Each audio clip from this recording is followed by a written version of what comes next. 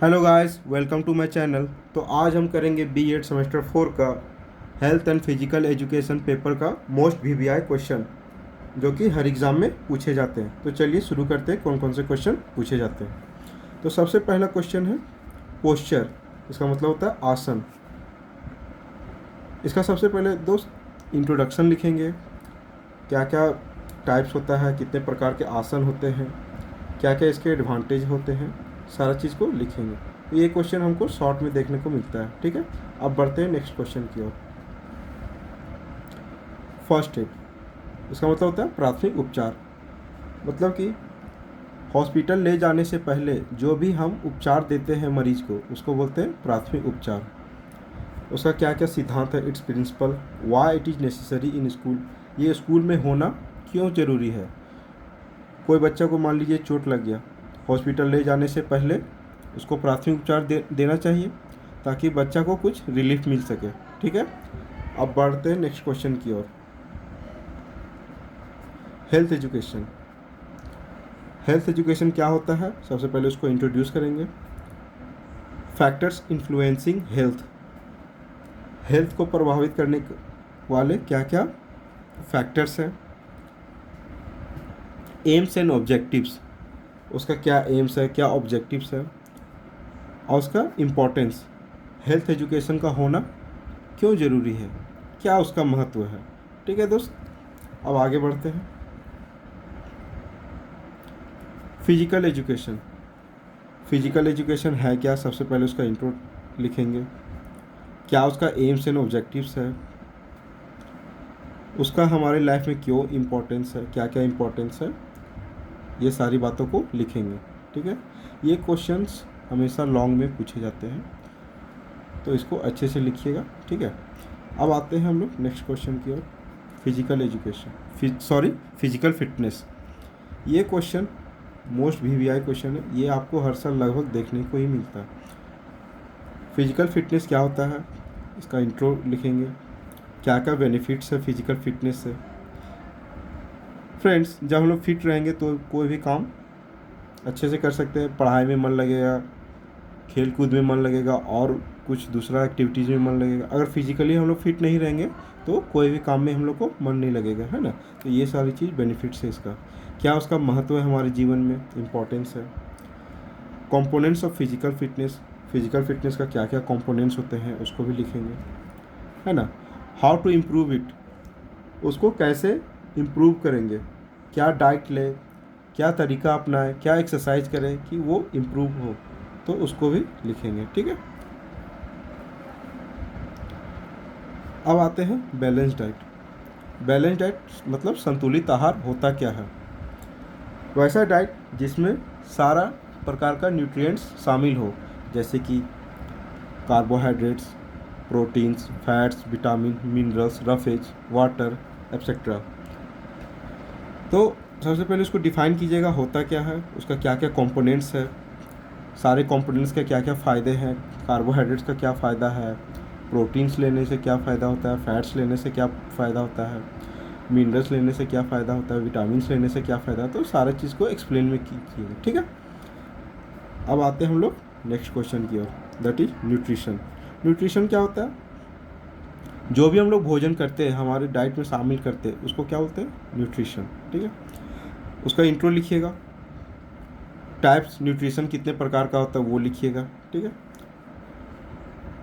यहाँ 2 बार हो गया ना, कोई बात नहीं। Types of nutrition require for children, मतलब बच्चों को किस तरह का न्यूट्रिशन देना चाहिए ताकि वो फिजिकली फिट हो सके और मेंटली फिट हो सके, ताकि वो पढ़ाई में भी अच्छा हो, खेल कूद में भी अच्छा हो, और एक्स्ट्रा करिकुलर एक्टिविटीज़ में भी अच्छा हो। ठीक है, कभी कभी आता है माल न्यूट्रिशन, कुपोषण क्या होता है। वैसा बच्चा जिसको सही से बैलेंस डाइट नहीं मिल पाता है, सही से न्यूट्रिशन नहीं मिल पाता है, तो वो क्या हो जाता है, कुपोषण का शिकार हो जाता है। ठीक है, तो ये क्वेश्चन भी कभी कभी शॉर्ट में पूछ देता है, तो इसको भी अच्छे से कर लीजिएगा। ठीक है, अब बढ़ते हैं हम लोग नेक्स्ट क्वेश्चन की ओर, दैट इज पॉल्यूशन। पॉल्यूशन क्या होता है, उसका पहले सबसे पहले इंट्रोडक्शन दीजिएगा। ठीक, कितने प्रकार का पॉल्यूशन होता है, जैसे air pollution, water pollution, land pollution, और भी बहुत तरह के पोल्यूशन होते हैं, लेकिन बेसिकली यही 3 होता है। Impact on health and school environment, pollution का हमारे हेल्थ पे, हमारे स्वास्थ्य पे या फिर स्कूल इन्वायरमेंट पे क्या क्या प्रभाव पड़ता है, कैसे प्रभाव पड़ता है, उसको भी लिखेंगे।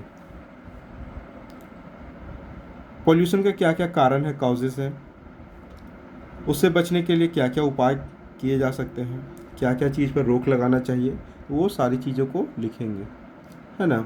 जैसे कि लैंड पोल्यूशन है तो कचरा को यहाँ वहाँ ना फेंके, है ना, गंदे पानी को नदी में ना बहाएं, तो ऐसा ऐसा कुछ प्रिवेंशन है जो कि लिखेंगे हम लोग, ठीक है ना।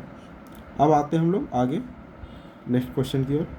कम्युनिकेबल डिजीज़, कम्युनिकेबल डिजीज़ वो होता है जो एक व्यक्ति से दूसरे व्यक्ति में जाके ट्रांसफ़र हो जाता है और वो व्यक्ति क्या हो जाता है, बीमार पड़ जाता है ना। तो कम्युनिकेबल डिजीज़ होता क्या है उसको सबसे पहले लिखेंगे। कॉजेज़, क्या क्या कारण है कम्युनिकेबल डिजीज़ होने के पीछे, उसको भी एक्सप्लेन करेंगे। कैसे उसको कंट्रोल करना है, कंट्रोल एंड प्रिवेंशन, कैसे उसको कंट्रोल करेंगे, कैसे बचाएंगे, है ना।